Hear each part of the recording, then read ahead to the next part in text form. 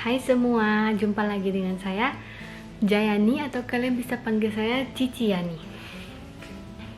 Di Kultum hari ini saya akan membahas mengenai satu buku parenting yang saya suka.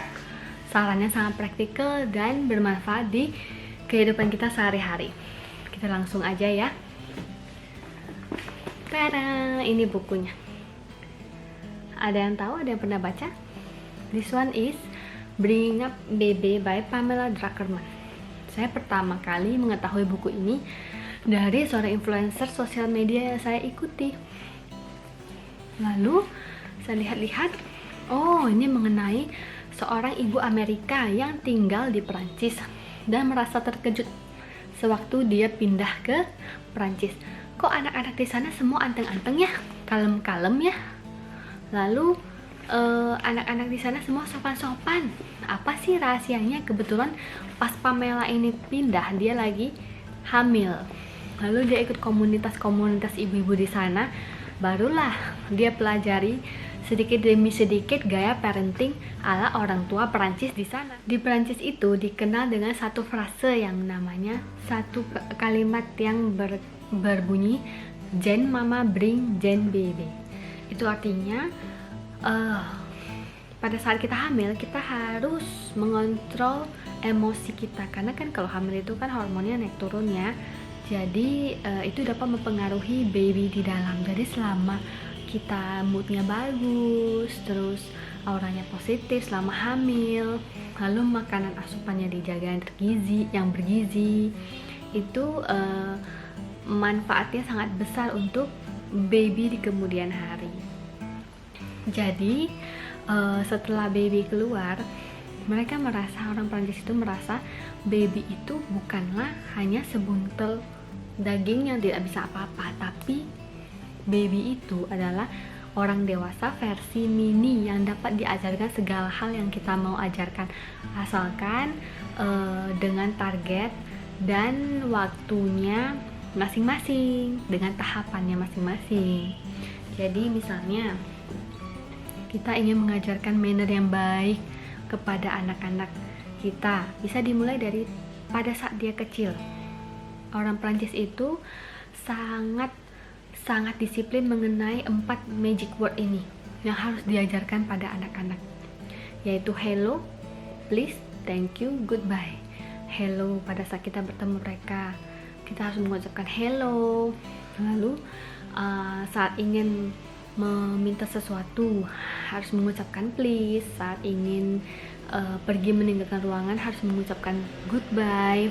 Lalu setelah selesai kita harus mengucapkan thank you. Itu diajarkan sejak mereka bayi.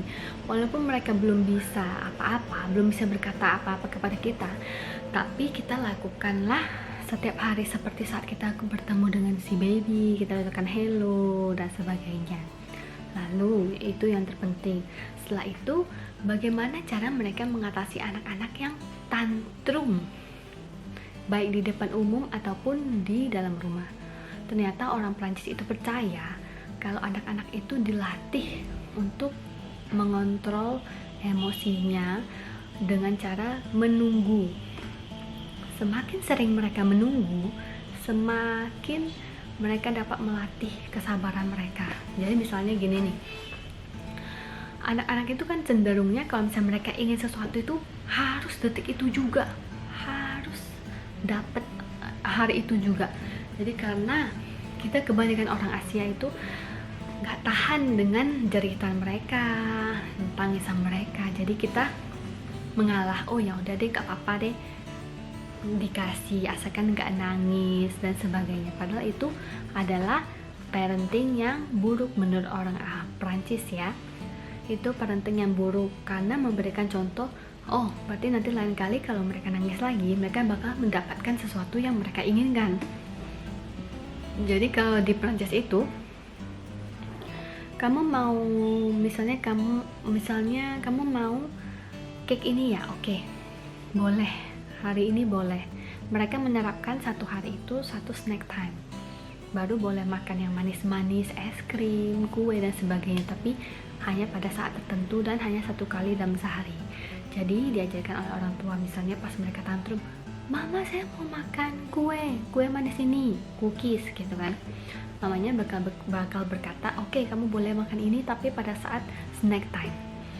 Jadi mereka tunggu waktunya baru boleh makan, tidak langsung pada saat itu.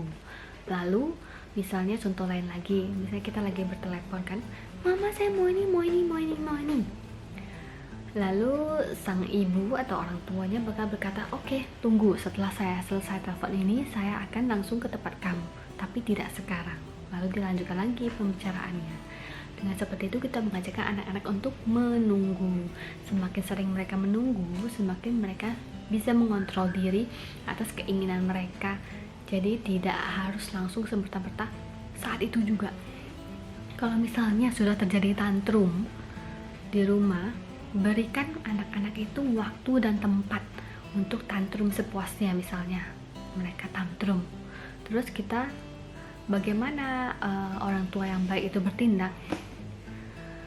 Temani mereka di dalam ruangan atau biarkan mereka sendiri di dalam ruangan dengan catatan boleh menjerit dan sebagainya. Itu diperbolehkan asalkan ada limit waktu. Dan setelah itu keluar, tidak boleh lagi tantrum yang terlalu meledak-meledak gitu ceritanya.